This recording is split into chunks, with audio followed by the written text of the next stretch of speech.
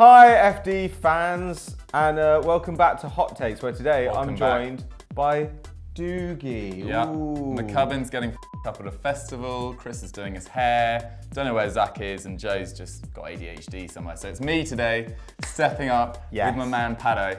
And what have we got coming up first? We've got your horrific takes about Eden Hazard. Let's start with that. Fernando Rodriguez says, Eden Hazard is one of the world's best players, ! He is being wasted at Chelsea and their style of play. Doesn't make sense at the end there. What's your take on that? I don't really agree, to be honest. I think Eden Hazard's had a fantastic career at Chelsea. I think he's won 2 league titles, an FA Cup. I think he's won a Europa League. Could have done more. I think he's in the top 10 players in the world, but not necessarily top 5. Ooh. He's probably going to get a move this summer. I think he should move to Real Madrid if he gets the opportunity.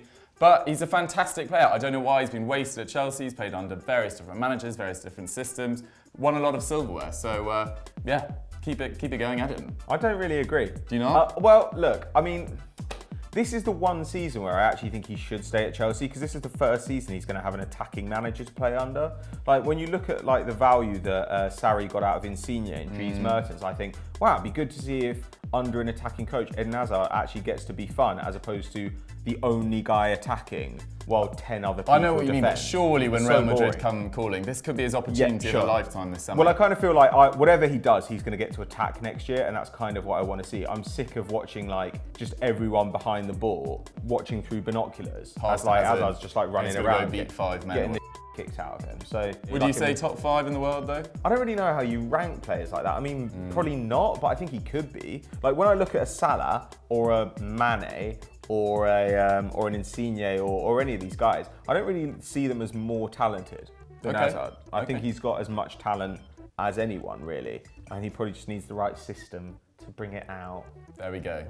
Next up is the Thought Patroller. The Thought Patroller. The Thought Patroller. Wow. Don't know. Cool, he says there were at least 20 countries that played better football than England at the World Cup. England could have lost to anyone, which is, what he's done there at the end is explain how football works. Yes, yeah. But in the bit before that, he said something which I consider mental. Yeah, that is absolute bullshit.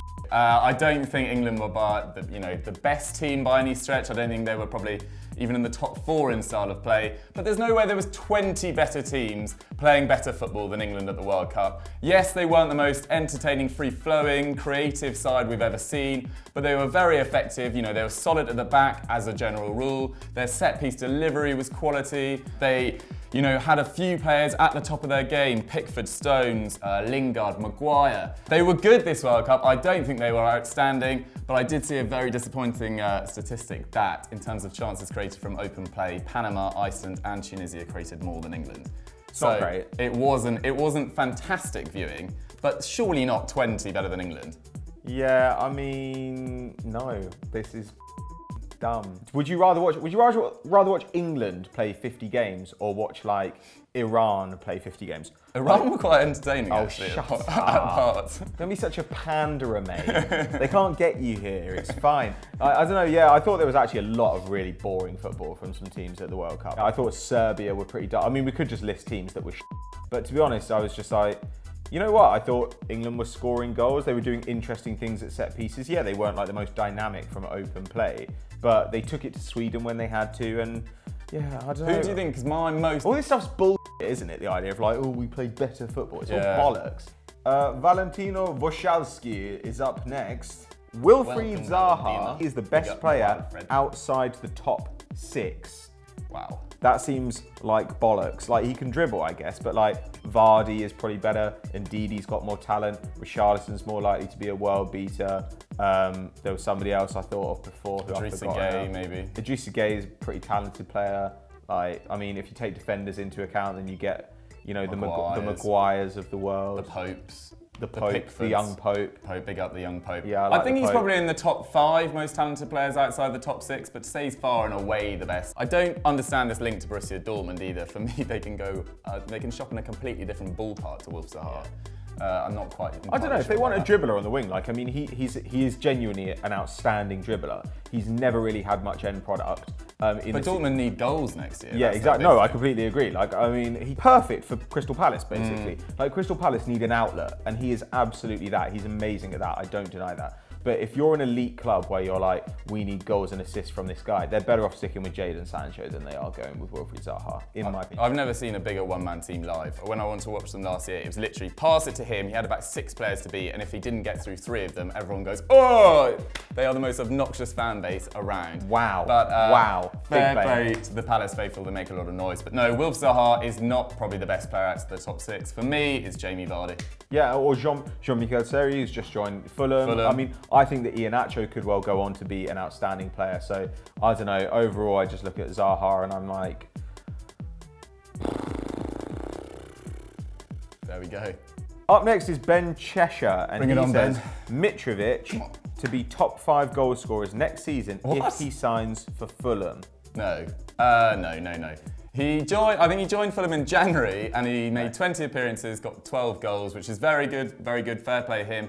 Nearly got in that automatic promotion spot. They obviously went up through the playoffs. He played very well at Fulham. I've got nothing against him. But at Newcastle, I never really saw it. I thought he, is very aggressive. He's difficult to handle, but he never really, I think the most he ever got in a Premier League season for Newcastle was 5.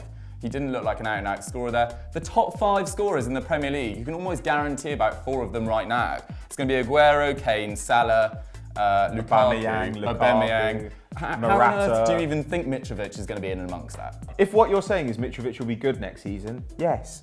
But He'll be fine. There's no need to be a tit about it. Titrovic. Shut up, Ben. Our next question comes from the dark web. The dark. It comes from Freck, who's got a Pepe the Frog Avi. Right. So he is probably a raging turbo. Selling guns and ammo on the side. But he says, David Beckham is in the top 3 greatest English players of all time. Wow. No, come on. I think you could put him in the reckoning. No. Yeah, okay, sure. I'd have definites. I'd have Lampard, Rooney. I never watched Bobby Charlton, but apparently he was very good. No. Fantastic. Come over. That was a Freudian slip. John Barnes was supposedly very good. Glenn Hoddle. But Gerrard as well. What about Ashley Cole? Like, Ashley Cole was the best. Haven't even started the defenders. The best left back in the world. Like, John Terry and Rio Ferdinand were the best central defenders in the world. Like, David Beckham. Don't get me wrong, I would defend David Beckham, but David Beckham was David Beckham ever the best winger in the world, the best midfielder in the world? Was he ever the best in any of those positions? Didn't he Wasn't come even the best second at in Real the Ballon Madrid? d'Or once? Yeah, which was nuts. Like, I mean, he had a very good season in the 99 one when they won the treble, but like, realistically, I thought Figo was better than him the whole time at Real Madrid. I thought, Makaleli was better than him if you want to widen it to all midfielders. Like, I don't really see this argument. So, if it's not Bex, who's your top 3, Pato, right here, right now? Oh, Jesus Christ. I mean, I want to go on record and say I couldn't give a flying about England. Right, there we go. That is now on record. I don't know, I hate Steven Gerrard, so I'm going to rule him out just for vengeance reasons. You're a big Rooney man. Maybe Rooney. Does it have to be for England or just English players? Oh, yeah, just English players. Oh, Christ. I don't think Beckham would get it for England. Shearer, Lamps, Ferdinand, Fair. There we go. Cole. I don't. Yeah, I don't know. I've already listed 4, so he's not in the top 5. Right, fair enough. There we have it. Beck's not in our top 3 English players of all time. Who's the 3 most handsome footballers of all time? Paolo Maldini. Yes. Fabio Cannavaro. And It's got to be Beckham. probably Sebastian Larson. Oh, shut up. Beckham definitely beats the 7 Yeah, shades of Beck's out of is up Sebastian there. Larson. Who else is Maldini really and good Cannavaro, they are absolute. They are unbelievable. Brendon Lyles at Lyles Brendan. He says you should be stripped of your driver's license at 80. Just a danger on the road after that. You know what? I'm going a step further. I reckon 60. Wow. 60. Everyone after that, write off. Fair. Ball ache. Yeah. They don't know what the going on. Yeah, my granddad's 92. He can't see and he can't really hear anything, and he's on the roads every day. So if you're anywhere in central Scotland, look out for Ian Critchley, because he's coming around in his little Ford Mondeo and he goes fast. People of that age, as soon as you've lived through a few wars, you just think you're indestructible. Yeah, I think it is that. It's just like, and also I think they did so much Benzedrine in like the 50s that they've just got like, Tough. they're just like tigers. Tough, but you're not allowed on the roads. Yeah, get off the roads. So that was Hot Takes for another week. Thanks for contributing your stupid opinions. I hope you enjoyed it. While you're here, why don't you go check out yesterday's VFN and all the other good stuff on Football Daily. Pato, anything you'd like to say? No. Bye. There we go.